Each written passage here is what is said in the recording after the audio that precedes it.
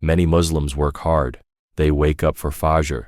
They strive to earn halal income. They make sincere dua for provision. And yet, money slips away like water through their fingers. Peace never comes. Stress remains their constant companion. What if Allah is not withholding provision from you? What if we are unknowingly pushing it away through habits that seem completely normal? The Qur'an warns us about financial mistakes that look harmless on the surface, but quietly destroy the barakah in our wealth. You see, the most dangerous financial mistakes are the ones that hide in plain sight. They're socially accepted. Everyone around you is making the same mistakes, so they feel completely normal. These aren't the obvious haram transactions we're taught to avoid. These are subtle patterns that slowly drain the blessing from whatever Allah has given us. The frightening truth is that you don't notice the damage until your inner peace is already gone. You might have the same income, maybe even more than before, but somehow you feel more anxious about money. You lie awake at night worrying about bills that you used to handle easily. The barakah has been bleeding away drop by drop. Allah, in His infinite mercy, has given us guidance in the Qur'an that goes far deeper than simple do's and don'ts about money. These aren't restrictions meant to make our lives difficult. They're protective boundaries, like a loving parent warning a child away from danger. Allah warns us not to restrict us, but to protect the peace and blessing He wants us to experience. Today, I want to share with you 7 financial mistakes that are destroying your peace and how the Qur'an guides us to something better. These aren't rare mistakes made by careless people. These are everyday habits that even the most sincere Muslims fall into without realizing it. But here's the hope. The moment you become aware of these patterns, you can begin to reverse the damage.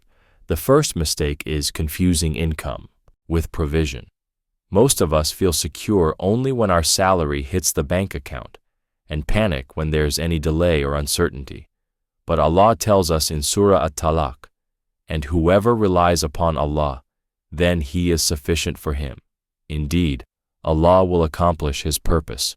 Our rizq is decreed by Allah, not controlled by our employers or economic systems. This doesn't mean we become lazy or stop working. It means we shift our trust from the paycheck to the one who provides the paycheck.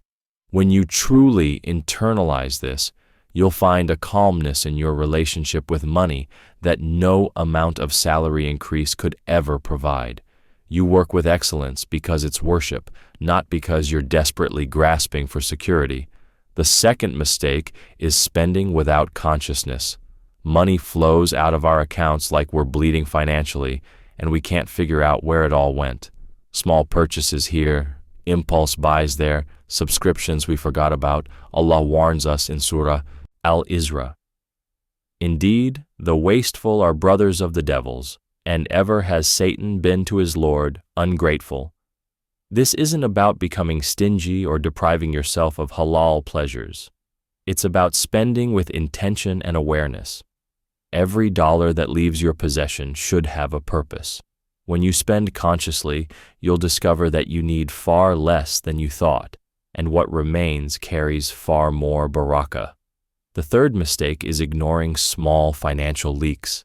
It's just $5. It's only a small subscription.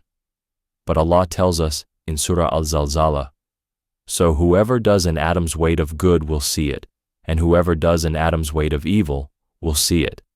If atoms matter to Allah, then small amounts matter too. Those tiny leaks compound silently over months and years. A $10 subscription becomes $120 annually. Small wasteful habits become thousands of dollars of lost barakah. Seal these leaks before you chase after increases in income. You might discover you already have enough. The fourth mistake is lifestyle expansion with every income increase. The moment our salary goes up, we immediately upgrade our lifestyle to match. Bigger apartment, fancier car, more expensive habits.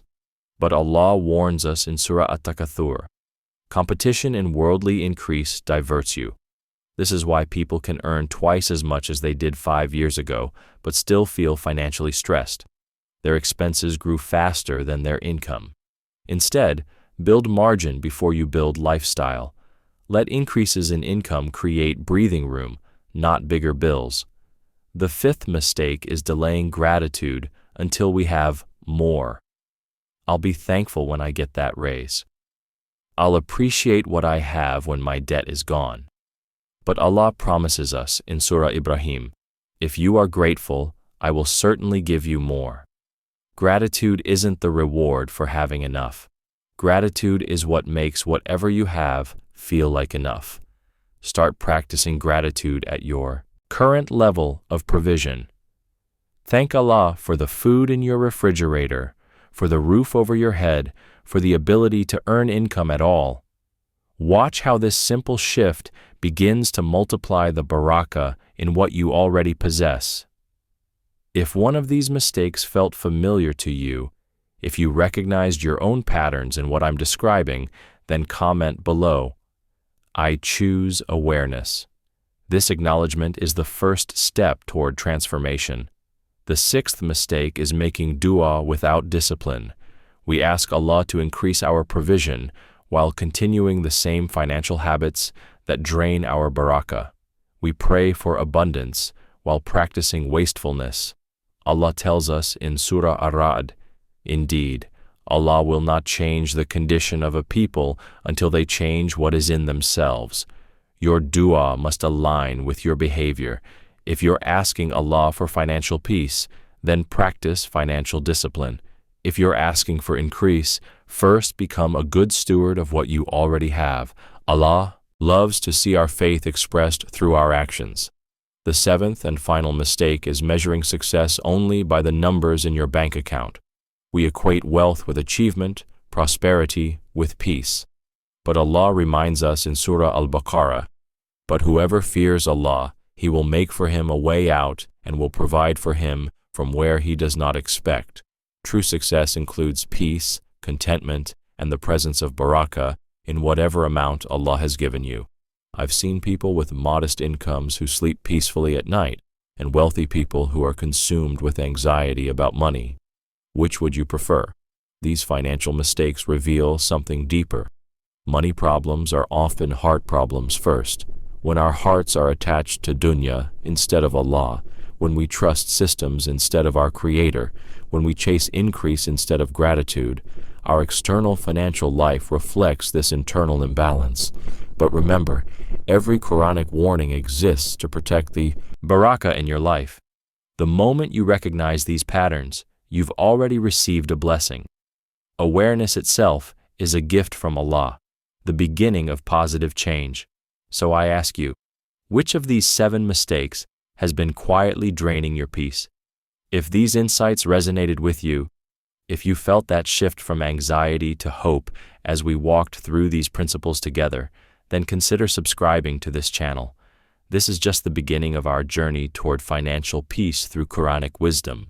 Together, we'll continue exploring how to align our money, our mindset, and our hearts with what Allah has revealed for our benefit and blessing.